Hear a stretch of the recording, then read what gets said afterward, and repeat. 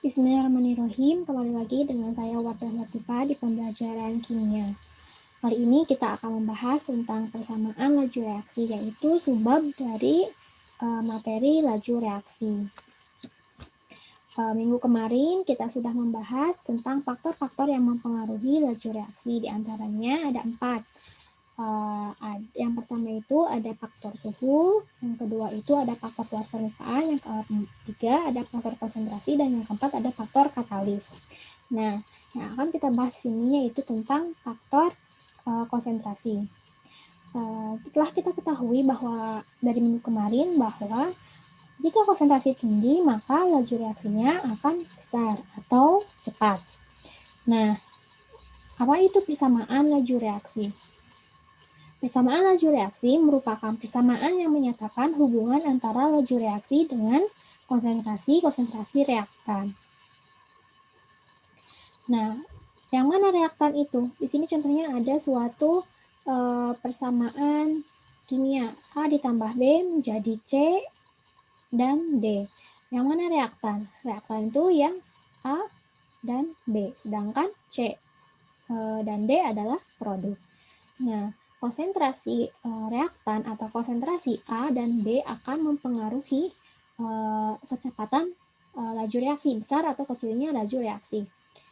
Nah, di sini dilambangkan, maka laju reaksinya adalah, laju reaksi itu lambangnya pi ya, atau kecepatan. Maka laju reaksinya itu sebanding dengan konsentrasi A dikali konsentrasi B. Mengapa hanya konsentrasi A dan B saja yang dituliskan?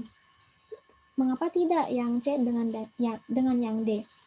Kita lihat dari definisinya, yaitu persamaan yang menyatakan hubungan antara laju reaksi dengan konsentrasi reaktan.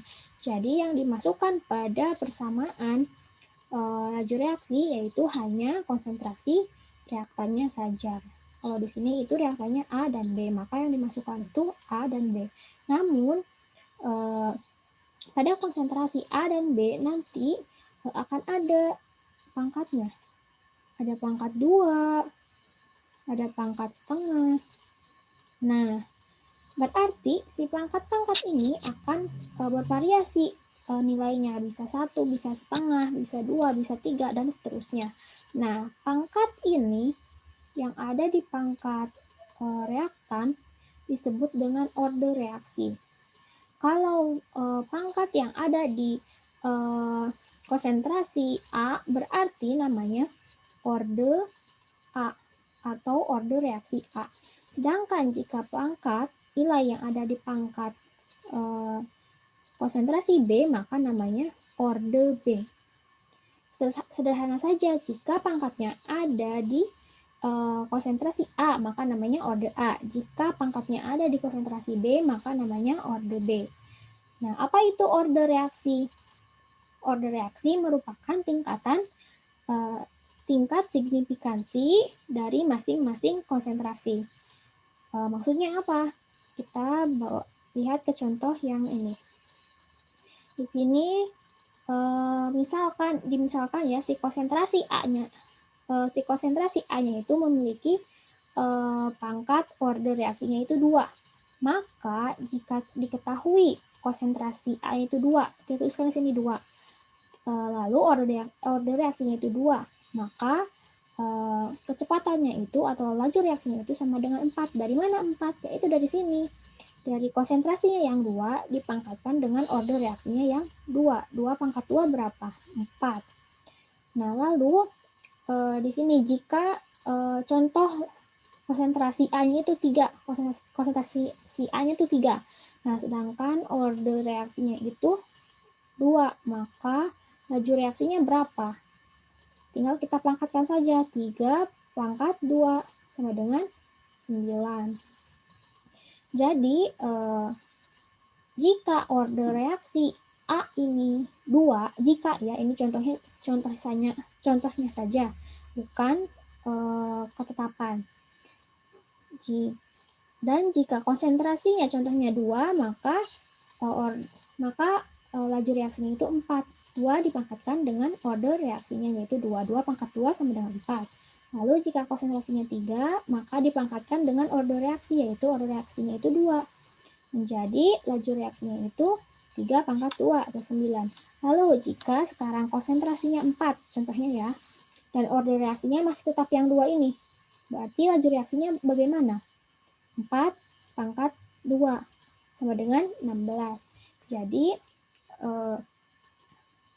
laju reaksi itu tergantung dari konsentrasi reaktan ini dengan order reaksinya. Lalu contohnya jika di sini ada konsentrasi B. B itu yang ini ya, reaktan yang satunya lagi. Yang pangkatnya itu pangkat 1. Ini maaf ya, harusnya di atas, harusnya 1 kecil gini nih. Ini malah gede gini, sama teteh belum dikecilkan. Maaf ya, harusnya B pangkat 1.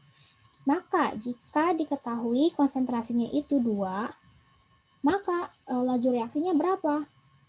Tinggal kita pangkatkan saja dengan order reaksinya. Dikarenakan order reaksinya itu 1, maka laju reaksinya itu 2 pangkat 1. Kalau 2 pangkat 1 berapa hasilnya?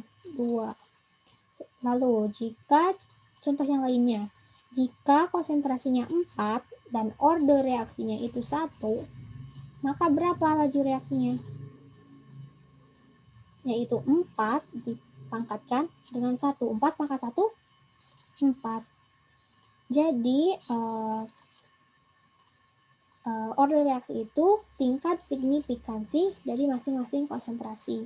Jadi, jika konsentrasinya 2 dan ordernya 2, berarti konsentrasinya itu berperan 2 kali lipat.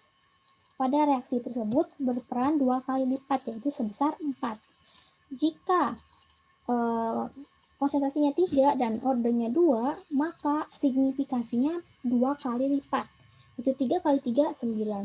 Lalu jika ordernya 1, berarti signifikansinya 1. 2 pangkat 1, maka laju reaksinya hanya 2, tetap 2. Bisa dimengerti tentang order reaksi? Nah, jika kurang dimengerti, silahkan tanyakan saja di WhatsApp. Lalu lanjut ke persamaan laju reaksinya. Tadi kita sudah mengetahui tentang apa saja. Ada konsentrasi reaktan, lalu ada order reaksi. Nah, kita rumuskan persamaan laju reaksi.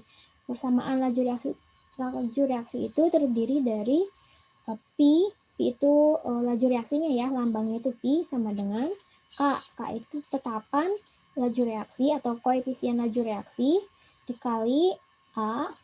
A itu konsentrasi yang ada di reaktan yang ini ya, dipangkatkan dengan X. X itu order reaksi dari A ini ya, dikalikan B atau konsentrasi reaktan, yang satunya lagi yang ini dipangkatkan dengan order reaksi Y atau order reaksi dari konsentrasi B. Sama saja seperti yang awal ini, namun di persamaan laju reaksi itu dikalikan dengan koefisien laju reaksi atau K. Nah, catatannya di sini X dan Y bukan dari koefisien reaksi. Yang bagaimana koefisien reaksi itu? Nah, yang di sini biasanya pada persamaan kimia ada koefisiennya. Misalkan sini koefisiennya A atau koefisiennya 2. Atau di sini contohnya ada koefisiennya C kecil atau koefisiennya 3. Nah, koefisien ini tidak menyatakan order reaksi. Jadi order reaksi ini bukan koefisien. Bukan koefisien. Ditekankan lagi ya, bukan koefisien. Nah, bagaimana cara menentukan order reaksi? Kita tahu dari mana order reaksi suatu konsentrasi yang ada di reaktan itu dari mana? Nah, cara menentukan order reaksi ini dapat diketahui dengan 2 cara. Yang pertama, dengan tahap reaksi. Jika di soal diketahui tahapan reaksinya, maka bisa digunakan cara ini. Lalu yang kedua itu ada dengan cara dari data percobaan. Nah, data percobaan ini sudah kalian lakukan saat praktikum. pada saat praktikum faktor konsentrasi terhadap laju reaksi. Nah, didapatkan ada konsentrasi HCl-nya yang beragam, lalu ada konsentrasi natrium tiosulfat yang beragam, juga didapat waktu reaksi yang beragam juga. Nah, selanjutnya pembahasan tentang penentuan order reaksi akan dilanjutkan pada video selanjutnya. Terima kasih. Wassalamualaikum warahmatullahi wabarakatuh.